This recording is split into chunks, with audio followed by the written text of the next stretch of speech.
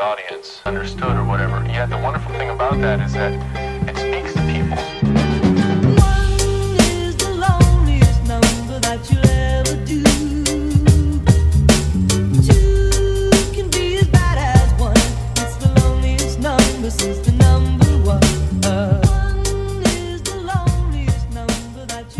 Assalamualaikum warahmatullahi wabarakatuh. Salam sejahtera untuk kita semua. Kembali lagi dengan saya Bang Fas di program 1 Juta Masyarakat Mengenal Hukum.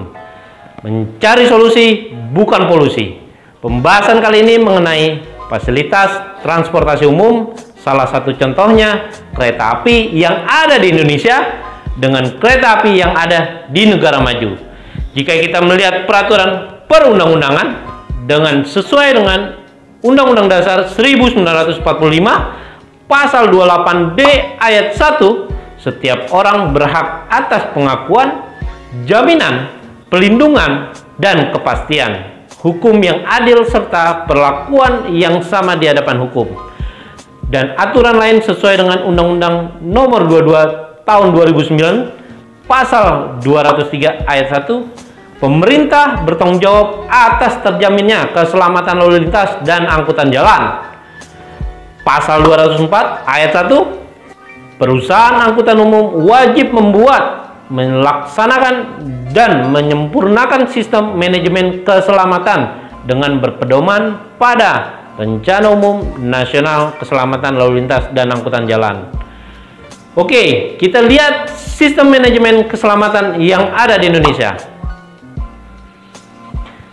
Oke, kita lihat posisi keselamatan yang ada. Security atau keamanan di PT KAI itu menarik rantai untuk melindungi masyarakatnya. Akan tetapi keselamatan ini kurang efektif dikarenakan kurang terjaminnya keselamatan yang diterapkan dalam undang-undang. Untuk itu, pemerintah pusat harus membenahi diri untuk membuat sistem keselamatan yang benar-benar nyaman untuk masyarakatnya. Kita lihat kereta api memang sudah mulai berjalan gitu ya, sudah jalur dan orang-orang sudah mulai berdatangan gitu ya. Dan ini menjadi hal-hal yang memang posisinya untuk PR kita bersama, dari pemerintahnya, masyarakatnya, dan keamanannya. Jika kita lihat video ini, nih lihat nih, masyarakatnya pada lompat untuk turun, itu tidak disediakan tangganya di sana.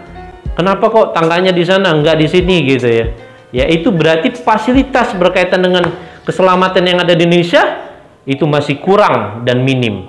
Untuk itu kita berbenah diri dan berbenah untuk kemajuan dan kebaikan untuk negara kita bersama. Siapapun pemimpinnya, siapapun yang memimpin, saya tidak peduli. Yang penting keselamatan bagi masyarakat di Indonesia itu harus dijunjung dengan melihat dasar Undang-Undang Dasar 1945. Kita lihat poin-poin yang berbahaya untuk masyarakat. Kita lihat ini ada bapak-bapak pakai baju abu-abu, garis oranye, coklat gitu. Terus ada orang keamanan tuh. Itu ngeri banget itu. Kalau orang kesenggol, tahu-tahu nyerempet, siapa yang bertanggung jawab? Apakah satpamnya? Apakah PT KAI-nya? Ataukah masyarakatnya yang salah? Apakah udah diatur oleh undang-undangnya?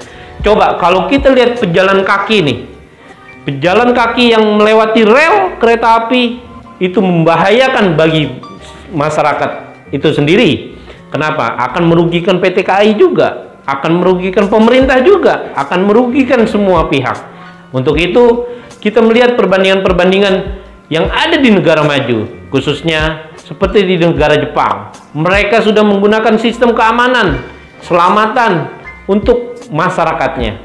Untuk itu jika kita lihat, ini pada saat saya berkunjung ke Jepang, ada sistem keamanan yang mereka buat. Lihat, pintunya terbuka naik ke atas tuh. Mereka berbaris rata untuk mengantri untuk orang keluar masuk sampai mereka benar-benar masuk dengan nyaman gitu. Nah, pada saat saya berdiri di sini di video ini, kita lihat ada pintu dan petugas yang menjaga itu dengan tanpa dia menarik-narik rantai untuk kenyamanan masyarakatnya juga. Itu adalah tindakan tegas secara undang-undang. Tetapi di Indonesia, poin-poin yang terpenting adalah bukan berkaitan dengan masalah keselamatannya, tetapi keselamatan itu yang menjadi utama bagi undang-undang yang dibuatnya. Nah, jika kita melihat poin-poin apakah negara Indonesia sudah maju untuk membuatnya dan mampu untuk membuatnya, saya yakin sudah sangat mampu dan sangat maju. Untuk itu kita lihat kereta yang ada di Indonesia, mereka sudah dijaga, mereka sudah terkoneksi dengan baik, mereka sudah dilindungi. Masyarakat yang pengen menaiki kereta sudah dilindungi, dan pintu kereta apinya sudah dijaga, dan masyarakatnya sudah mengantri dengan tepat. Pintu keretanya terbuka dengan baik dan mereka masuk ke dalam kereta api tersebut. Untuk itu kemajuan transportasi umum di Indonesia, kita akan mendukung terus untuk kemajuan Indonesia. Jadi bagi masyarakat, bagi pemerintah, kita terus mendorong, terus mendukung siapapun pemimpinnya, siapapun negaranya, untuk mengembangkan sistem keselamatan bagi masyarakat untuk kepentingan bersama, untuk negara yang kita cintai ini.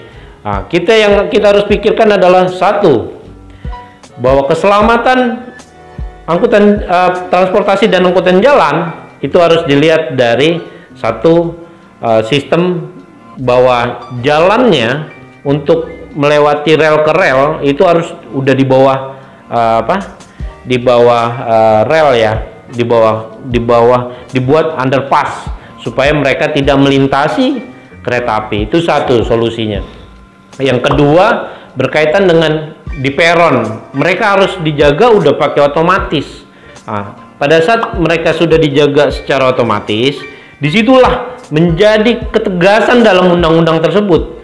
Jadi bukan masyarakatnya itu mengikuti aturan. Ada celah, ada kesempatan, mereka pasti akan melakukan tindakan-tindakan yang di luar nalarnya gitu. Nah, untuk itu tetap waspada bagi para masyarakat dan bagi teman-teman gitu yang mengikuti sistem keselamatan dalam transportasi. Nah, untuk itu bagi teman-teman yang sudah melihat perkembangan negara ini sudah maju, kita dukung siapapun pemerintahnya, siapapun pemimpinnya untuk kemajuan negara ini. Pengen transportasi umumnya makin baik, ya kita dukung. Jangan lupa kita memberikan suatu pandangan-pandangan yang baik untuk kedepannya. Untuk itu saran saya bagi masyarakat, satu, kita harus taati aturan undang-undang yang tertera dalam Undang-Undang Dasar 1945. Yang kedua, berkaitan dengan Undang-Undang Nomor 22 Tahun 2009 tentang transportasi dan angkutan jalan. Kita harus taati itu.